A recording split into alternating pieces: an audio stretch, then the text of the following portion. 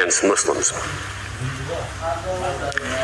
The bottom line, Mr. President, is that in the months preceding the clearance operations, Myanmar engaged in a concerted, multifaceted effort to prepare the ground for them. This brings me to the clearance operations themselves. As I mentioned, I will focus on the second wave, although these were similar in nature to the first. The fact-finding mission concluded that Myanmar planned and ordered them well in advance of 25 August 2017, when the wave began. In the weeks beforehand, Myanmar massively increased its military presence in northern Rakhine State. On the 10th of August, Tatmadaw airlifted to Rakhine State at least 1,600 soldiers from the 33rd and 99th Light Infantry Divisions. These deployments of specialized, highly trained units required the orders of the Army's Commander-in-Chief. The Tatmadaw also deployed to Rakhine State other units. The fact-finding mission determined that as many as 9 battalions from other Western Region Command units and 1 armored brigade consisting of 60 tanks and armored personnel carriers were moved there. The Tatmadaw pre-positioned its forces in close proximity to Rohingya villages, where it established new military bases and command centers. They occupied public buildings, such as schools, mosques, and monasteries.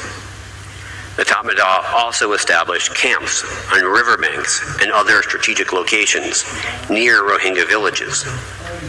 Its deployments included the delivery of heavy vehicles and weaponry, including 8 Mi-17 helicopters and 5 naval vessels offshore. The fact-finding mission found that Myanmar, in parallel, recruited, armed, and trained ethnic Rakhine as part of a new regional police, subordinate to the Tatmadaw.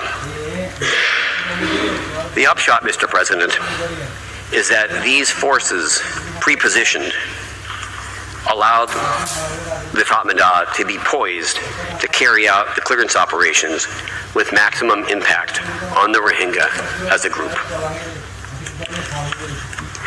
I turn now to the organization of the Tatmadaw and other security services that perpetrated the mass killing of Rohingya during those soon-to-be-launched clearance operations.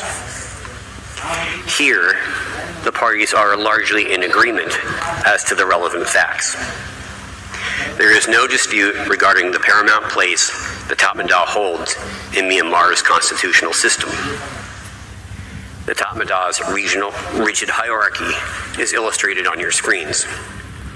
At the pinnacle, the Commander-in-Chief. As noted yesterday, for the last decade and a half, this has been Senior General Min Aung Hlaing, who was responsible for all material aspects of the planning and conduct of the clearance operations.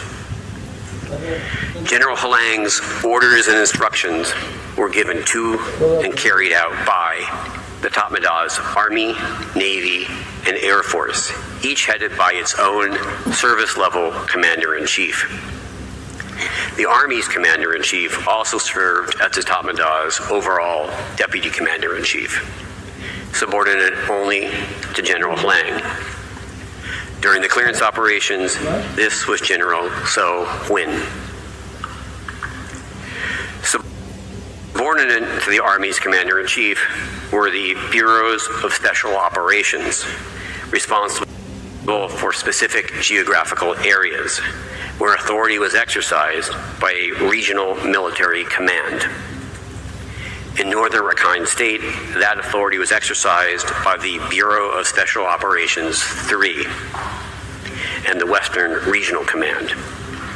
And falling under that command were combat units known as Military Operational Commands, or MOCs, each comprised of infantry battalions. At the time of the clearance operations, the Western Regional Command included 3 MOCs, augmented by 2 light infantry divisions, the 33rd and the 99th. These were deployed to northern Rakhine State at the order of General So Win, as I mentioned earlier. In short, Mr. President, there can be no serious dispute that the tactics and operational decisions made by the Tatmadaw during the clearance operations reflect the commands and orders passed down through its command structure. These emanated from the very top. I turn now to the conduct of the clearance operations. You will hear more about this in the presentations that follow.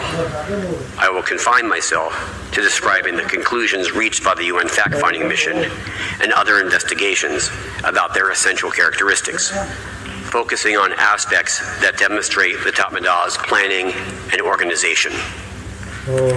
However, before doing so, I will say a few words about their objective. That the clearance operations were intended to destroy the Rohingya as a group is readily apparent, not just from the massive scale and extraordinary violence that Myanmar inflicted on the Rohingya, features that will be addressed in detail by my colleagues, but also from the words of the Tatmadaw itself, including, most tellingly, its senior-most leadership. Mr. Suleiman reviewed some of General Holang's statements and the Tatmadaw's surreptitiously disseminated Facebook posts that mirrored them through the lens of hate speech. As these were contemporaneous with the clearance operations, they also cast a revealing light on the intention behind them, an intention to destroy the Rohingya as a group. And that is precisely what occurred next. This is how the fact-finding mission described the clearance operations. Rohingya-populated areas across the 3 townships of northern Rakhine State were deliberately targeted or deliberately destroyed in a targeted manner. This, the mission found, had a devastating impact on the Rohingya civilian population, which was targeted, brutalized, and terrorized. The mission determined that the clearance operations generally followed a distinct modus operandi.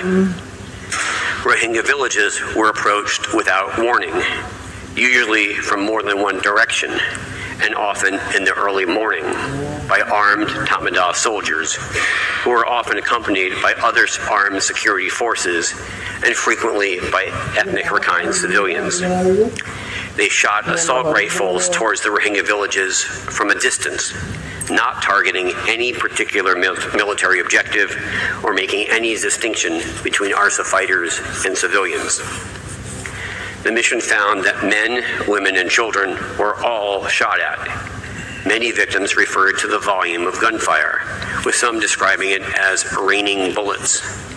Many were shot and killed or injured while attempting to flee.